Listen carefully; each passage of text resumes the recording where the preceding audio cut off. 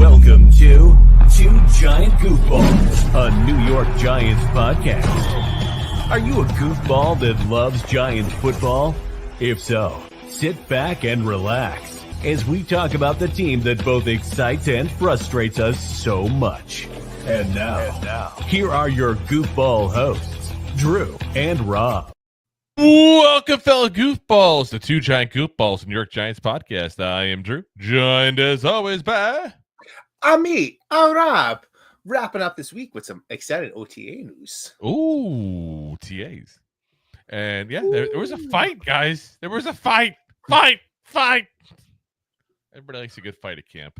And you know, craziness happens every single camp, but it's always fun to talk about there. At least it shows you a little fight in them. We got that to talk about. We got a kicking competition. Dart had a rough OTA day. Who gives a damn? We're gonna call it just like that, guys. Jaylen Hyatt, it looks like a different player we're hearing. Giants are also to become pirates. Arg, matey. And is Deontay Banks locked in? Let's get started here, guys. So the main thing here to talk about today, obviously, is the fight at camp. Because listen, whenever a fight breaks out of camp, it becomes a story. So we're going to talk about it. I gotta say, Rob, am I crazy, or is it just fights don't really matter too much? I'm going to say it that way. I hate to start off the segment of, does this segment even matter? But I'm going to kind of say it. Like, they fight every year. It happens. Yeah, and it's not that uncommon. Like, it's not just special to the Giants. It's you guys. You have players who are trying to make teams. They're trying to put their all into it, and they get competitive. That's what happens. Yep. And for these weeks, they're not teammates. They're teammates / competitors, like you said. That's the perfect word, because they're competing against each other, and it's not just people competing for a position, but you have edge rushers competing against offensive linemen on every single down kind of situation here. Like, that's what happens here. So Jordan Raanan on X, Twitter, again, whatever the hell you want to call it there, gave a synopsis, so to speak there. He said, Giants practice ends with a rumble. Brian Burns and James Hudson with some pushing and shoving. They're pulled off field. Very next play, Kayvon Thibodeaux got into it with Jermaine Eluemunor. Thibodeaux ripped off his helmet and threw a punch. Hudson immediately charged and tackled Thibodeaux. Burns went after Hudson. Practice ends a few minutes early. Yeah, so it sounds like it was entertaining and fun. I mean, I guess, if you like fights.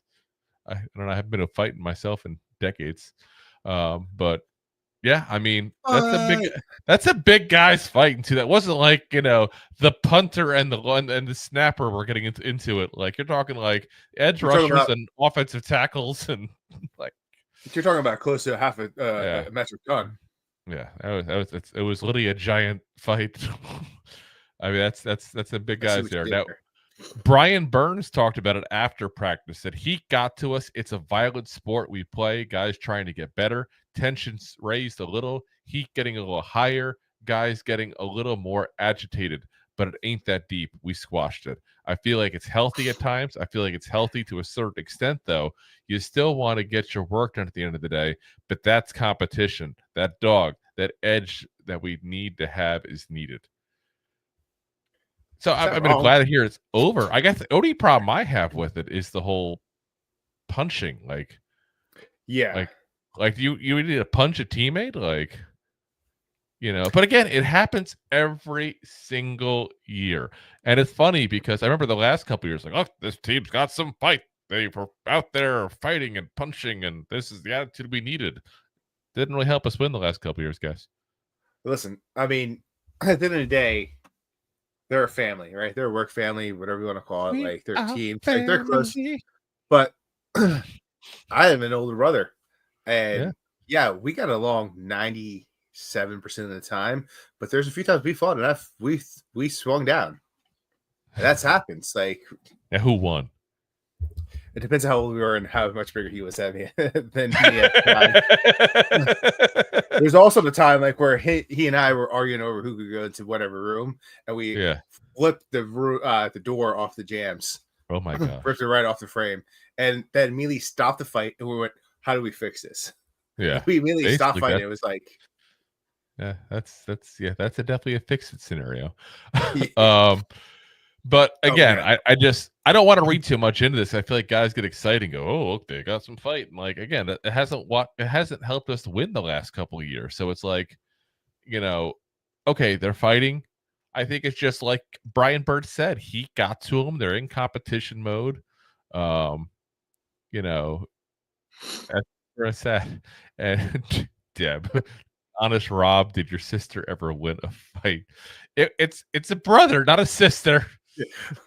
My brother might be very upset as you call him a woman. Yeah, no sister. So I was the one raised with two sisters at that point. And let me assure you that I basically did whatever asked of me because they knew where to kick. I was the little baby brother.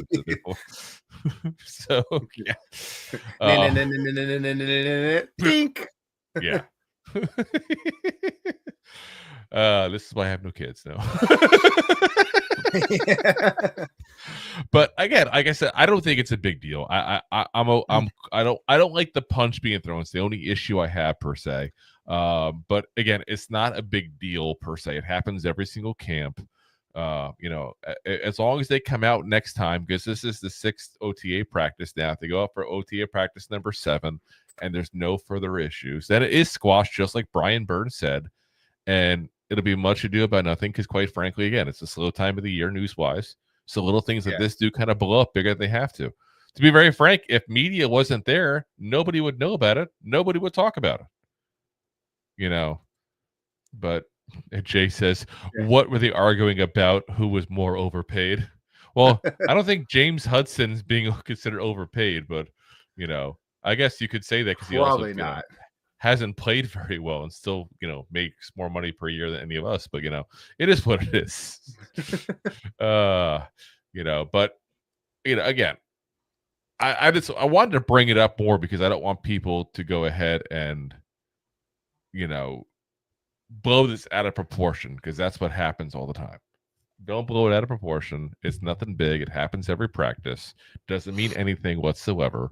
And as long as it's squashed, like Brian Burns already has said it is, then no biggie.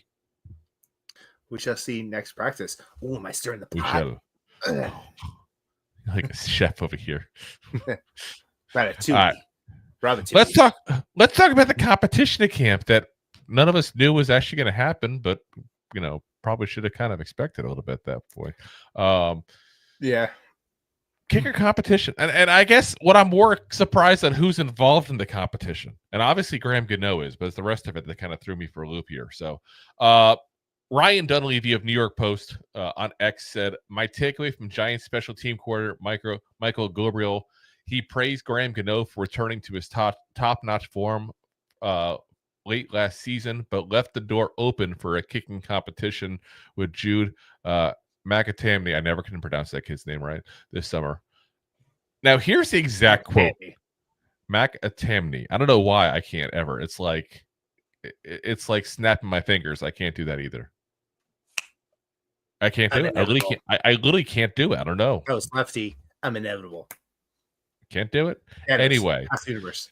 Here's the actual full-on quote from Michael Gooball here. He said, his last 3 games, I saw the Graham Gano that he holds himself to that standard, and then I saw him there too. It was good to see him end the season in kicking form, and he looked good. Year 17, a guy that's done it at a high level for a long time. There's a lot of respect that guy has just obviously entering the building, and when you see the way he approaches the game. If you think you're on the roster, no matter what position you play, you're competing. You're competing to win the job. I think everybody will have a fair chance winning whatever job it is, whether it be the kicker position or any other position. But I would say that Jude has shown a lot of promise even from last year kicking in a game. You obviously see the leg talent, you see the leg strength, all of those things that amount to being a good kicker in this league. I can't see it. I can't. I'm sorry.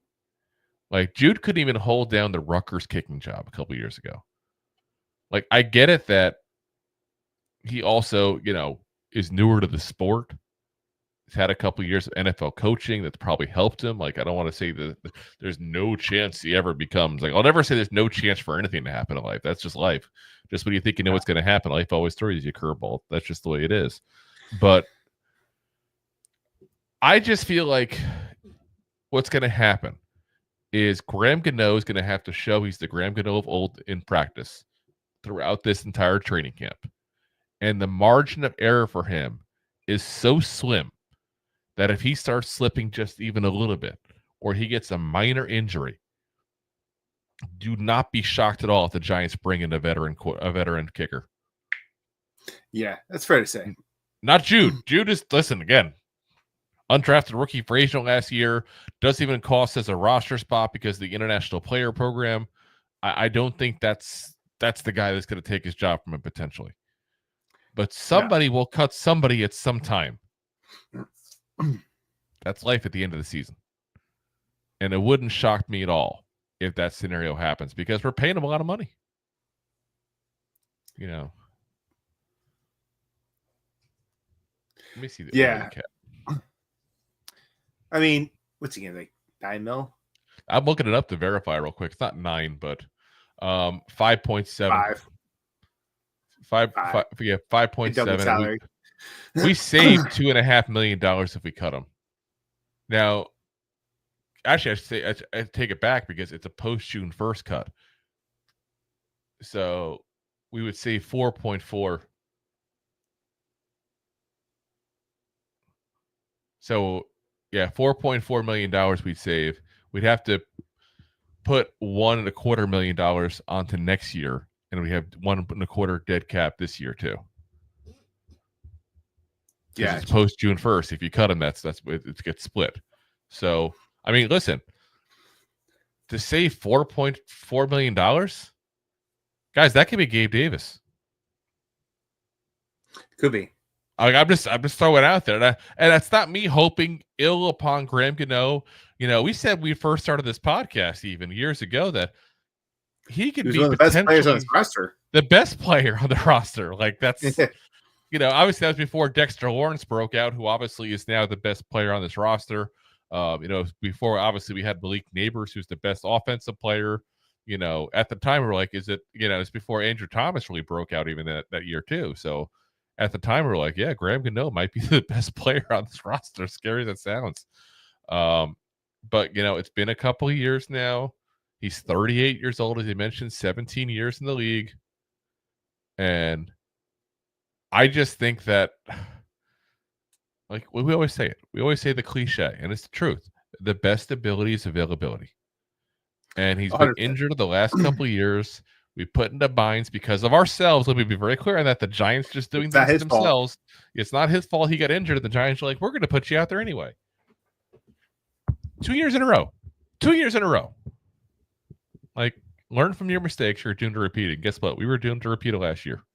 That's not on Gano. Let me be very clear on that. I'm not going to blame him for being slightly injured, being played anyway, and then hurting himself by running after a guy who's about to return a kick for a touchdown.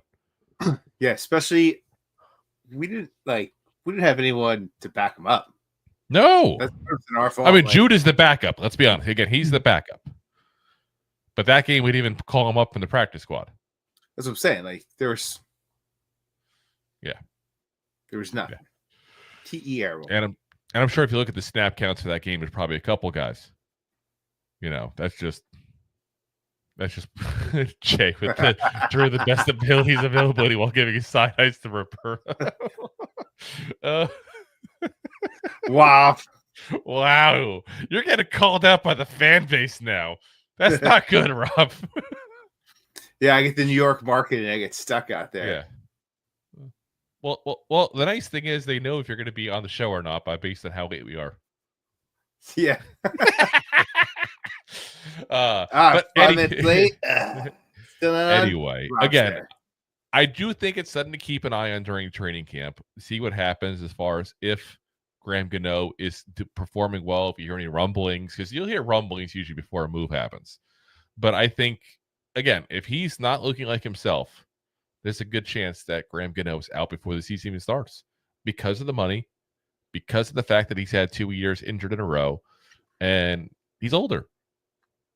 I saw Jay had the one serious comment he put about, him kind of losing his leg strength there. I mean, we'll have to see how he looks this year now, because coming back from injury last year, it's one thing to say, okay, you lost a little bit of leg strength. Yeah, you're still coming back from the injury.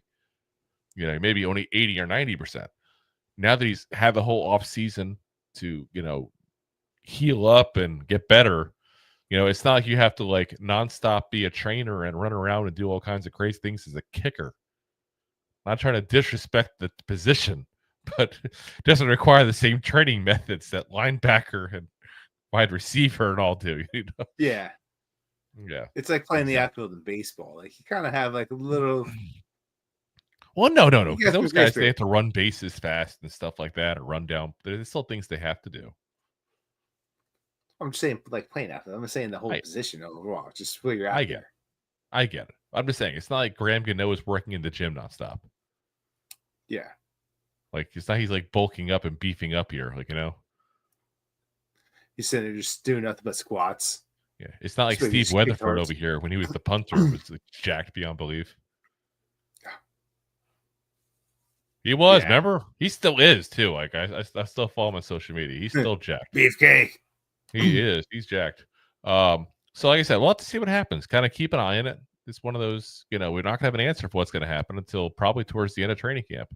And honestly, part of that answer might even be determined by, what other moves they want to make if they decide they really want that money freed up.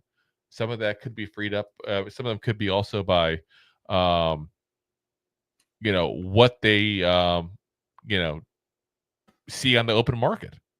Does somebody get cut that maybe has some experience they think is a better option or better value because of that contract, or do they even go over to Gano and say, listen, 2 years in a row, you got injured. We respect you. We respect what you've done for the franchise, but we respect our money. Yeah. That conversation might happen. Let's be very honest. And I don't want to ever feel like we're holding something and I say we, the Giants themselves, obviously not us, me and Rob aren't doing this, but I don't want to feel like ever the team is holding that kind of position of power. But it's let's be honest here. He's pushing 40 here soon. He's been injured the last 2 years. Do you think there's going to be a big market for him if he hits it? Yeah. Somebody might be interested. Don't get me wrong. I'm not saying his career will be over, but his career has the potential to be over if he was to get cut. Or at least he'd be sitting around waiting for somebody to get injured. Yeah, I mean, who knows? Dable or Dable. I mean, you never do, and that's the thing. I mean, look at Mason Crosby a couple of years ago when he was 40 years old and hadn't played all year long for the last couple of weeks. I mean, you never know. Yeah. Well, listen, I mean, I was about to say, you had Justin Tucker just got cut. He just sold his Baltimore home, his mansion, if you will. I think that's a little different scenario than talent issues. Yeah, touche. Yeah. I'm shocked the Cleveland Browns haven't signed him to play with Deshaun Watson, but that's a whole separate issue. Yeah. Just saying. So like I said, we'll have to keep an eye. So, all right. Let's talk about the rough day for Jackson Dart, because I'm seeing all kinds of stuff on this. Rough day for Dart. Who cares? Who cares? Here's what I feel like people don't understand on OTAs.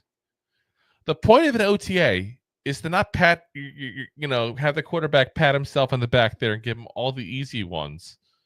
Like you're playing a game of, spelling next to Rob Schneider doing hippopotamus. That's not what we're doing here. We've talked about it before. The Giants have played games with quarterbacks. They played the games a couple of years ago where Daniel Jones was literally given a play, and then they gave Wake Martindale the play to make his life hell, basically. We don't know what practice is going on. We don't know what the goal is. But here's the other thing. He's a rookie.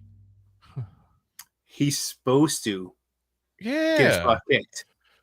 We've been talking about this with Abdul Carter, because there's just ridiculous expectations with Carter because he's a third overall pick. And I get that why there is there. Just you got to simmer it down a little bit. You got to simmer it down a little bit with Jackson Dart too, because I'm hearing people playing he's going to be the face of the franchise. He's going to be the franchise quarterback, and he hasn't even played it down yet, guys. Yeah, listen, JJ McCarthy scenario might happen to him. He may tire whatever and not play for this year if we don't want it. If just health wise might not be able to play. You don't know. Yeah. I just think like it's crazy to go ahead and like day to day, practice to practice to see how certain people, and listen, I'm not saying there's a lot of people out there. I feel like a lot of this, to be very frank, is people in media trying to drum up interest in their stuff right now because, again, it's a slower time of the year. I get it. But you don't have to go to clickbait BS to do it. And that's what I feel like is kind of going on. He had a rough day. Stuff happens. He's going to have rough days. And for all you know, the plan today was Jackson Dart sucks at this. Let's work on this. We don't know. Yeah, and that's legit the point of OTA. Like, let's just work at the things that are hard to, that might be hard for the quarterback. Let's see what he could do. Like, tomorrow you might be like, wow, he looked so great. Like, everything he did was wonderful. Like, you play into his strengths. Like, that's part of practice. Exactly. Like, I just feel like it's insanity. And all that matters is how he plays when he actually gets into a live game at some point this year, because you're going to see him at some point this year, probably. Yeah. Barring any kind of crazy playoff run by the Giants or something like that, you'll see him at some point this year. So, that's all I care about. I just care about get this kid prepared for when he has to play. It's all I care about. I'm not going to sit there and watch OTA after OTA to see how he's doing. I'm not going to sit there and get all excited or disappointed based on how he does in a preseason game. All I give a damn about is he prepared? Is he ready to go when he has to be ready to go? It's all I care about. And then on top of that, he's a rookie quarterback. You can't be all crazy with rookie quarterbacks and be like, oh, I expect him to be the next CJ Stroud, basically. Or look at what Jaden Daniels did. That's what I expect from him. That's not realistic, guys. First off, he's not nearly the prospect those two players were. Not nearly the prospect. So if that's what we're hoping for, keep on hoping. That's craziness. Now, here's the stats. Now, these came from a friend of the show, Connor Hughes. I had to say friend of the show for you, Jakes. I see you still in the comment section there. You love when I say that. Well, let's see if he can come on again with us. So his stats today, 5 of 9, 2 interceptions, and a sack. Not great. But I'll say this as well. I mean, besides the interceptions, which I'd have to actually see the play to really have an opinion on the interceptions, because sometimes interceptions are on players. Sometimes interceptions are just, hey, it's a practice. I'm trying something here that I maybe wouldn't try on a, an actual live game. I have to see what the scenarios are. Otherwise, I'm going to judge off of 5 of 9. Like, people are acting like the kid just like threw 10 interceptions today. He threw a couple of picks, and you know what? If one of those picks was caught, he would have been 6 of 10 with an interception. And you say, okay, not a great day, but not a horrible. 100%. Yeah, like that's where I'm at. Now, if anybody's curious, the rest of the quarterbacks, I know people are, again, we're not going to do practice by practice by practice because it's practice. As Dorothy says, which I see, Deb already said, good to see her as well, but it is good to see you, Dorothy, there. Said, we're talking about practice, not even the game Dart lives and dies for. That's exactly it. I just feel like it is practice. We're not going to judge it too much there. But Russell Wilson, 10 of 14, touchdown, interception, 2 sacks. Jameis Winston was 4 of 8 with 2 runs. So, like I said, don't judge it too much here. Now, before we get to the next topic, we're going to pay the bills, but I also got to throw this up there because Jake put, I want to go back on YouTube and see your first Goofball show. I bet it's a bit rough. Now, if you want to go back to our very first show, you'd actually have to go to the land of audio because the first YouTube show 5-6 months or whatever of the show, the first season we were on for, we did not even do it on video. We just did audio only. I think the first episode we did was, I want to say, like the very first week of August of 22. Yes. And I think the episode was called Who the Hell Are These Goofballs? And it was just us talking about random hoopla because we just had to put something up for Apple and Spotify for us to get listed. Yeah. It takes a little bit of time to get listed. We talked about how Tony could be a prospect and how Danny Jones is going to show up. Well, that's what I said. Oh, man. And then, yeah, it'd be interesting. Actually, it would be interesting to go back and see what we said our first, because we probably said some crazy stuff. You know, I know you loved Tony back then. A lot of people did. I'm just saying, I remember that you loved Tony back then. It was an exciting new toy that came out of the box broken. Yeah, I mean, it's crazy, but you know, it is what it is. As far as you know, we all say things crazy years later when you look at it. But yeah, our first live episode, I want to say on YouTube and all was, I want to say it was like a playoff thing.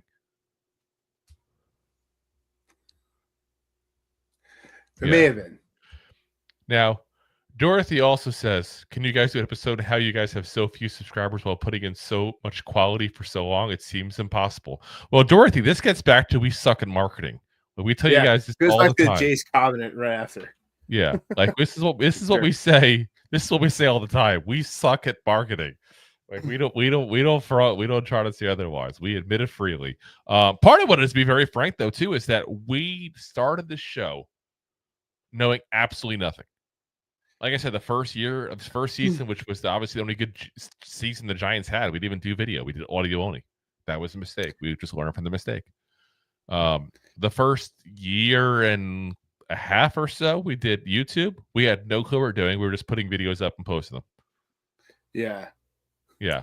So, you know, and it's funny now because now we've gotten to the point where we get more views than a lot of the bigger channels on YouTube. Like even the SI New York Giants channel gets less. And I'm not trying to like put them down or anything. They get a good content, but like we've got more views than those guys. We're getting more subscribers per month than pretty much all of the Giants channels, except a couple of them. So like I said, it's just, we didn't know what we were doing basically. We're learning on the fly. And quite frankly, Rob and I, we suck. I say Rob and I are both people that are in sales and work 50 hours a week on top of that. You know, that's what it is. And then Jay says, I think the best content maker is chat live with fans. I think that's the best way to connect people, in my humble opinion. Well, first off, you're not humble, Jay. I know better. Yeah, I'm just going to call you out on that. You read the comments. Jeez. And it's funny how he says that while we're reading the comments. Yeah. No, I mean, honestly, what it boils down to is, you know, I'd love to get to every single comment, but we'd be like a 2-3 hour show at that point, and Rob and I just don't necessarily have the time for that. That's what it boils down to. We do too many hours of work. Plus, you guys want me to show up on time. There's work we have to do off air with this as well on top of that. So, but honestly, we appreciate everybody does comment though. And that's why when this new feature came out, and those of you that are on the video and see in the bottom right-hand corner, you see the chat bar. That's why we put that out there like day one. And jumped all over that. And made it a point also to create a new overlay to put that black background you see in the screen, because that we had a design that didn't come from StreamYard, the company that does the streaming for us there. We had to design that ourselves because they put a light gray one. It's hard to read. But like I said, we wanted to have you guys part of this thing more because, again, without people watching, it's not a show. It's just me and Rob being drunk idiots talking to each other. Yeah. It's just every other conversation we pretty much have. Don't tempt me. I'll go get some bourbon right now. Well, let's pay the bills, though, real quick there. We'll get back. We got a couple more things to talk about with you guys. Thanks for watching. Like the show?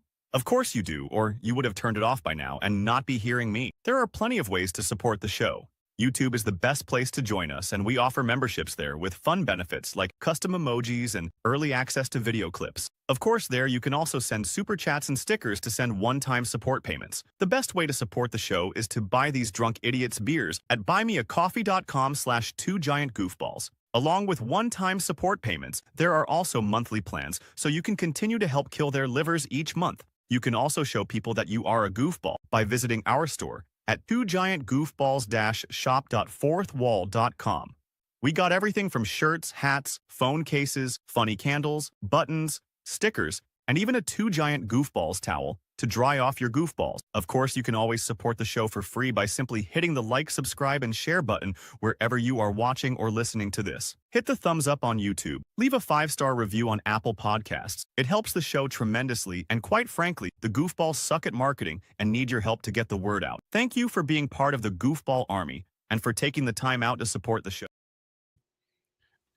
Alrighty, as Jay says, here comes the support grift. Yeah, it's funny. Like I said, Ed Dorothy says, how is putting all the hours and asking for support for that effort a grift? And yeah, Dorothy, if you haven't noticed, Jay is just as sarcastic as they come. Yeah. That's what I say. I swear, people probably look at our videos sometimes that don't know Jay and like, this guy just hates the show. What has he been doing here? He's like, what an asshole. But yeah. he's our little asshole. Yeah, exactly. And you know, and like I said, he's got that. And Jay, I don't even know where you're from. You don't got to say, because I always don't want people like to throw all their info out there in public either. But you got that Jersey sarcasm going. That's what it is. Yeah, I doubt it's South Jersey, but give me Central and North Jersey. Yeah, it might be a little bit in New York. If you believe, don't tell me Staten Island. Oh God, not Staten Island. Nobody lives in Staten Island, do they? No. And it said, okay, it says San Diego, California. Yeah. Are you originally from San Jersey? Diego at one point? That's one point. Yeah. You got the sarcasm down there. Did they get sarcasm in San Diego? Like, I don't even know how that is like that, because I know I went to Canada one time, and obviously I know Canada and San Diego different areas entirely, but they didn't understand sarcasm at all. And I definitely had to tone it down when I moved to Florida, because they get it, but not to the same level that, you know, it's like an Olympic sport in Jersey. You know what I mean? Like, yeah. So, but like I said, be as sarcastic as you want, everybody. We're all for it. Yeah, you're from wine country? Wine country. As Dorothy says, all they get in San Diego is herpes. Oh my gosh. They probably get tetanus too, I'm guessing. I'm guessing they get tetanus. Yeah. Anyway, let's get back to the topics here. We got a couple more things to talk about there. We got to talk about Jaylen Hyatt. And listen, we've done, to be very frank on this whole scenario, we've done more talking about Jaylen Hyatt than we probably should. Let's be very frank. Jaylen Hyatt, his output on the field doesn't match the amount of time we've spent talking about Jaylen Hyatt. Like, that's the problem I have with it. Like, we've talked about him more than probably Darius Slayton and Wan'Dale Robinson combined. I was going to say, we probably talked about Hyatt more than he actually was on the field last year. Yes. Like, we've said more words about Hyatt than the yards he's put on the field. That, I think the word count beats the yardage count. But yeah. Oh, hands down. Here's the thing, though. Jordan Raanan, who I do listen, you know, if you guys that watch the show and listen to the show on a regular basis, I don't want to ever be like the butt kisser of the media. Like, there are some people I feel like they just, oh, so and so said this. Like, it's true. Like, hey, but true. Yeah, that's something. I know. Jordan Raanan, though, is one of those guys, and it's probably because, quite frankly, because he works for ESPN. For those who don't know, he's the Giants beat reporter for ESPN. He is a guy that doesn't care, quite frankly. And I feel like some of the media people are like, they're afraid to piss off the Giants, because we all know the Giants have not been the nicest sometimes, and people don't agree with them. You know, like we've heard, you know, back when Bobby was still with Talking Giants, for example, they reached out to them and said, take that video down about firing Joe Shane and that kind of stuff. You know, like, it's happened. I also know that the Giants have told players not to go on shows even. You know, I know the guys in Giants Rush have talked about that multiple times. Luckily, they've still gotten some. They're pretty good at getting good guests like that. But I've heard other people say the same thing. Now, to be fair, they've never done anything bad to me and Rob. I've talked to people within the Giants organization, and they've been nothing but nice to us. So I don't want to throw them under the bus in that regard either. But Jordan Raanan just doesn't care. Like, whatever his opinion is, he just gives it. And I respect the man for it. Agree or disagree with what things he says. I respect when people just, here's my opinion, take it for what it is. And he's pretty good at doing that. And he's saying Hyatt looks like a different player. So, you know, I'm definitely interested, because again, it's practice. I want to see it on the field, but I'm interested to see what happens in that, because I don't know. I have this weird, and again, you guys that listen to the show, watch it on a regular basis. Sometimes I just get vibes, and I run with it. And I had this feeling that something different is going to happen with Hyatt, and I don't think he's ever going to develop into a 1,000-yard receiver or anything crazy like that. But again, guys, had the quarterback, to go ahead and throw this man the ball deep. Yeah, we talked about him plenty of times about being a one-trick pony. That's what he is. And when your trick is to run down the field and have someone throw you a deep ball because you got down there really fast, and you had multiple quarterbacks that couldn't throw a deep ball accurately, kind of busts your trick before you can even show it off. Exactly. This is like the equivalent of somebody who's really good at jumping jacks with no arms or legs. It's called that. I'm just saying, that's like, he can't throw himself the ball deep. Can't do it. Not gonna do it. Again, Russell Wilson, not exactly the most exciting quarterback, but he's still a massive upgrade over what we had. The one thing you could say that he is still elite at is throwing the ball deep. And every single time he's brought up players, he has made it a point to bring up Jaylen Hyatt. I think you're going to see a lot more Hyatt this year. Now, I also, and I don't want to, again, this is behind the scenes stuff that you and I are not going to have the ability to know. So I want to be clear on that I'm not saying this is what's going on or anything like that. I wonder if Brian Daboll taking the reins of the offense also hurt him, because he had a better rookie year, and Brian Daboll completely took the reins of the play calling last year. You're probably right, because once Daboll took it over, it was more like those quick dump passes, like a couple yards down the field, which is not Hyatt's thing. Get him wide open and throw him the ball. But when you're having slants and quick behind the line of behind the yard of scrimmage, like dump plays, that's not Hyatt's thing. He's not going to be that guy for you. No. Yeah, and that's what I'm saying. I feel like we haven't used Hyatt correctly. Hyatt also hasn't had the best attitude, so it's not all on the Giants. There's definitely issues on both sides of this whole thing. But I think giving him a quarterback that throws a good deep ball when all he does is run deep routes, because let's be very frank, the kid weighs like 130 pounds. He can't get off the press well because of that, but he can beat him with speed. He can't go ahead and he can. Okay, like the fight was there with him and what's the Cowboys assistant coach, I want to say. When he first got, they're like, "Oh, you need to learn routes." Oh, I can run routes, and he kind of got into it that, and we liked it at the time because let's be frank, we like anytime someone gives lip to a cowboy, that's the way it is. But you can look at it now and go, "Oh, maybe he was right." Yeah, his route running isn't necessarily the best. He counts 100% on the speed. So when you got a guy who can't throw the ball deep, and when I say a guy, let's be very frank, there was multiple guys. Like Tommy DeVito doesn't necessarily throw the best deep ball. Daniel Jones the last couple of years has thrown a really bad deep ball when he used to be great at it before Jason Garrett got to him. I just said it was great, but above average. Maybe I'll say it's hard to say anything. Well, that was one of his strengths. But a lot of the play calling just wasn't deep balls.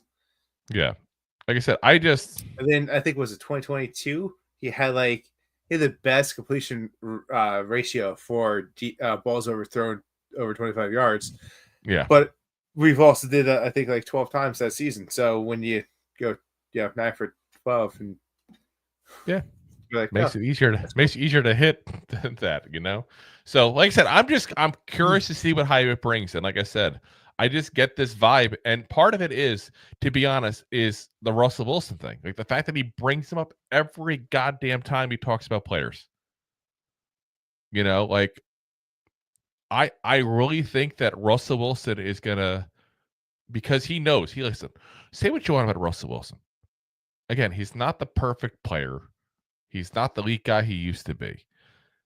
But again, he can throw the ball deep. He knows that. He knows point blank his strength is throwing the ball deep. And that's why he was getting to fight with the Steelers left and right towards the end of his time there last year. And he's going to force the ball, I think, to Slayton and Hyatt both a lot more. That's what I think. And I'm just very interested to see what happens there with that whole thing as it progresses as the season goes there. But I just think that you're going to see, and I'm not saying anything crazy. Like I said, he's never going to develop, I don't think, into a 1,000-yard guy. But if we can get Jaylen Hyatt as the receiver number 4 to be a guy that's like a 400- or 500-yard guy and a couple of touchdowns, that's a win at this point. That's a win. I think so. I think, like, listen, if he turns into the next Slayton at this point, I don't think he's going to be Slayton. I hold Slayton in a very high regard. Yeah. I don't think he's going to be a guy to do 700 yards. I just don't know. I mean, it depends. I think Hyatt right now is a little bit of a smoke screen. Like, listen, you're talking about Russell Wilson throws deep ball. You got Malik Neighbors who could run route and get deep. Oh my God, they get open. So when he's getting double coverage, triple coverage, you're gonna have Hyatt Slade open down the field. Guess what? Nope. Yeah. I said I'm just very curious to see what happens in there, because I just feel like there's a plan that Russell Wilson has, and it's sad because you don't really want the quarterback to be the guy that makes the plan. The coach is supposed to, but let's be honest, when you hold the ball, you can also somewhat determine who gets it. Yep. So, all right, let's talk about some Pirates. Arr, matey. And it this is coming from Shane Bowen, the defensive coordinator. And apparently the defense is to be Pirates. Pirates. Not at the Caribbean, but at MetLife Stadium. And basically Shane Bowen said he's asking players to, quote, be a damn Pirate. And he even added a turnover chest on the sideline. Giants last year, guys, had 15 takeaways overall. That's 28th in the league. Just 5 interceptions and 10 fumble recoveries. Now, I'm not upset about the fumble recovery part, but the interceptions was goddamn low. Yeah. Like, how many times do you see a ball bounce off of a defender's hands even? Like, it's pretty bad when I think we had 5 players each get 1 interception too. Like, I don't think there was even like anybody with 2. I think it was that bad, And you had guys that, like Tyler Newman, we expected some out of him. Like, he didn't get a single one, if I remember correctly. We gotta focus on that, and I'm glad that Shane Bowen is focusing on that. We had a -8 turnover ratio, which is 26 in the NFL. That's not good. Now, don't get me wrong; it's going to help also, hopefully, having better quarterback play, and that's less interceptions and that kind of stuff, which will hopefully, help with that turnover ratio. But it's got to be both ways. Got to be both ways. And Chase's treasure chest. Yeah, a treasure chest. The chest full of gold that pirates have. The doubloons and all in. I never thought I said also known as a booty. Booty. Yeah. Oh, yeah. Exactly. Shane Bowen's got that booty on the sideline. But ducky duck. Yeah. Like I said, yeah. It's just, like I said, we need to get some. And let's be honest, they did a lot of work on the secondary. They got Javon Holland in there, who was a very good cover safety, with the Dolphins. You get Paulson Adebo in there, who was again, a very highly touted corner in this free agency class. So hopefully that's going to help. You go ahead and move, obviously Deonte Banks into CB2, where he's much better suited, and that helps everything all along. I think you should see more, especially with the added pass rush. People don't realize, I think we're like 7th in the NFL in sacks last year, even with all the injuries and how much we kind of fell off the face of the earth sack-wise after all the injuries started happening. We're still 7th in the NFL in sacks, I believe. Added to the mix there, Abdul Carter now. Added to the mix there, Chauncey Golston. who people are kind of sleeping on. Like again, I'm not expecting a crazy outcome out of him, but don't tell me he's not better than Boogie Basham or Timon Fox. Like he is. And he's going to play edge. He's going to play defensive end on the line. He's going to play a couple different spots too. He's got versatility. Don't tell me that Darius Alexander is not going to help the pass rush. You throw in a much better pass rush when it was already a very good pass rush. You throw in a couple of bigger pieces now in the secondary. This defense, there's expectations, guys. And the expectations is definitely more than 5 interceptions. That's pitiful. Hopefully not one of that. Like, how excited would you be if, like, the Giants quarterbacks, like whether it's one quarterback, multiple quarterbacks, which usually multiple because we get injuries, if we had said for the year the Giants only threw 5 interceptions, be ecstatic. Yeah. Ecstatic. That just tells you how bad it is. We only got 5 interceptions as a team. And listen, we've said it before in the show, and we'll say it again because it is the most important thing. The most important thing is the other guy doesn't catch the ball. Interceptions do come second. Yeah. I mean, I'd just be happy to win more turnovers. Like, let's force some fumbles. Like, let's get some interceptions out there. This defense really needs to step up. It really is, and it's crazy because I see Deb and Jay here, and I get it. You buy into the hype here. Deb says, bottom line, I have PTSD, and I'm afraid to get too excited. Jay says, I'm such a bear. It's all media hype and wishful thinking. They get me every year in the media hype. Yeah, I mean, what it really boils down to is, can the team stay healthy? That's really what this boils down to, because Holland had injury issues in Miami. Paulson Adebo really broke his femur last year. That's a big thing for a football player, getting a broken leg. You got on top of that, you can't have. Can you get overhyped on a rookie with Carter, with Alexander? Of course you can. All that stuff is legitimately possibilities here. Let's be honest. Abdul Carter, 3rd overall pick. Well, Thibodeaux is a 5th overall pick. Look how that's worked. And again, I'm saying Thibodeaux is a good player, guys. He's an above average player, but he's not elite. So why should we expect Carter to be elite when he says because he's picked 3 instead of 5? Like, yeah, that's just absolutely insanity. All right, let's get into the last segment we got here.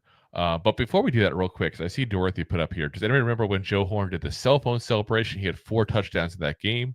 I repress every year except 4. If I remember correctly, I want to say that was the same. Wasn't that the same game? It was like a Sunday night game. I don't know what it was, but I mean, he kept in what's it called? It was. I want to say it was a Sunday night game because the Giants had like weird things happen on Sunday night. Sunday night it was the same thing with the broken leg for why am I drawing a blank right now? His name, Nick Gates. Sunday night was also there was a fun injury with we played Washington one year where Gus Frerotte like headbutted the wall. Like there's been a couple of weird things on Sunday night with the Giants, specifically injury wise and happenings wise. Let's see. This was 2003. 2003 was the Joe Horn game. I had to look it up. Yeah, and at the time when that happened, when he got the cell phone out, that was the Saints were going up 16-7 in the second quarter because I'm watching it right now. Yeah. That's still crazy. But back then, people had tiny cell phones. That was the thing. I was going to say, remember the Nokia with 5570 or whatever it was called? That was like the Razor phones, the small phones everybody had. Even before that, when you had Snake on just a straight Nokia phone that looked like this. Oh, the little tiny one? Well, it's the first, one of the first cell phones, like back when you were I'm about to say, there was one that was like really thin that you flipped. Yeah. Like really, really thin that you flipped. I know I went from that Nokia that everyone had to a slider phone, just like the Matrix. Only smaller. I'm trying to remember what it even was. This thing. I'm gonna see if I can find it. Oh, there we go. There we go. I'm gonna show. The StarTech wasn't like no. Drew's talking about a smaller phone. The StarTech phone was a walkie-talkie. Listen, he didn't have service in a lot of spots, but you could turn on a walkie-talkie and talk to someone in Japan. That was crazy. There we go. So you can't really see it very well, but where'd it go? There we go. That was it. That's the one I was thinking of. The Samsung Juke. That thing was so small. I remember that thing. Goddamn. Jay's complaining about our ads. Look at the ads in this thing. Can't even get the phone. But yeah, that thing. I still got one in my house, actually, probably. They went from like back in the day of trying to make the cell phone as small as possible over to like. Well, that's because that was before smartphones. That was before smartphones. Anyway, we're getting sidetracked. This is a Giants podcast, not a tech podcast. Yeah. We need giant phones. That's it. Let's go. Anyway, Deontay Banks. Is he locked in? Is he locked in? Because that's been a question we're hoping the answer be obviously yes, but that's after last year, I don't think we can say that. It's definitely a lot of issues with him as far as conduct on the sideline, effort on the field. Shane Bowen talked about him. He said he's come in, he goes to work every day, looks like he's locked in meetings, he's locked in out there. Jeff Burris is doing a really good job with him, spending time with him, talking to him, teaching the game just the approach. Like the approach, the professionalism, being locked into what we're asking him to do. You notice him asking questions, wanting to know more, wanting to be a little bit more detailed with what we're asking him to do. So I'm encouraged about the progress that he's made from when he got here to where we are now. Hopefully we can continue that trajectory throughout the rest of spring as we're getting into training camp. Interesting quote, because it on paper, it sounds very positive. Very positive. Yeah. But here's the problem. There was almost room for error given in that quote. Hopefully we can continue that trajectory. That says, well, that's been a problem in the past. So hopefully this stays that way. I was going to say, there's been a trend in the past that's left a taste in our mouth that's pretty strong, even though it seems to be right in itself right now. But let's see, it's kind of early. Yeah. I don't want to put words in Shane Bowen's mouth, because that's one thing we always try to avoid here, because it's not fair for us to do something like that. But that's how I'm reading that. That's an issue. He says, I'm encouraged about the progress. That means, yes, there was a problem. Hopefully we continue that trajectory. We don't know what's going to happen in the future. Yeah. Listen, there's a difference saying I like the way the kid's acting, I like the kid, like the way he's moving, doing everything, or I'm excited about the trajectory. I like to see where things are going, knowing that there was a down point. That's just saying you like what the guy's doing. Yeah. After last year, all I want to hear is he's a consummate professional doing everything right. That's not what he said. Let's be very clear on that. That's not what he said. But it's also saying he's making a change, which is yes, it's standing the obvious in the room. There was a problem last year. Yes, that's yeah. But does it show the confidence of him going forward? Didn't make me feel very confident, that quote, that's for sure. And maybe it's the wording Shane Bowen used. Maybe it's him purposely trying to leave that room for error because of the issues they had last year with him. I don't know. Again, I don't want to put words in someone's mouth, but I feel like that was meant to be a positive quote and be an uplifting quote about our thoughts on Banks. And that did not make me feel positive or uplifted in any way, shape, or form. Yeah. Yeah. Not what it was intended, I think. So hopefully I'm wrong. hopefully I'm just being paranoid and snake bitten on this stuff here. Some of you all said in the comments here, it's like, we've had so many years of hope that, oh yeah, this is going great. And then all of a sudden we realize later on, no, things weren't great even back then. They were just hiding it. So yeah, fool you. We'll that's yeah. Fool me once, call me human. Fool me 13 times. Saying that's where I'm at. Call me Drew. Whoa. Anyway. All right, guys. Well, that's gonna call it a night for us there tonight. We'll be back again, of course, Monday, 9 p.m. Eastern Standard Time as usual. And as always, we are live every Monday, Wednesday, Thursday, 9 p.m. Eastern Standard Time. Of course, live streaming on YouTube, which is the preferred platform, along with Facebook, X, Twitter, Kick, and of course, Rob's favorite, Truth LinkedIn. Oh, profile. Thought you were going to forget it. Oh, geez, wow, what the hell? No. How do I myself up for that? And of course, as always, we're available the next day on all the audio podcast platforms as well: Apple, Spotify, iHeartRadio, Pandora, Amazon, all the big ones there. So again, if you haven't already, hit that like, hit that subscribe, hit that thumbs up if you're on YouTube there. That definitely helps. And ring that bell so you get notified when we get a new show going there. Again, guys, appreciate you guys for watching. As always, have a happy, safe weekend there. Listen, it's getting warm. People are going out and doing more things now. So stay safe, have some fun. I would say don't do anything we wouldn't do, but let's be honest, we do some crazy ass shit. So don't necessarily do things that we do. So appreciate you guys for watching as always. And as always, Giant fans, go G-Man! Go G-Man! Go G-Man! G-Man! Thanks for listening to Two Giant Goofballs, a New York Giants podcast. We appreciate your support. Thanks so much. Please, I'm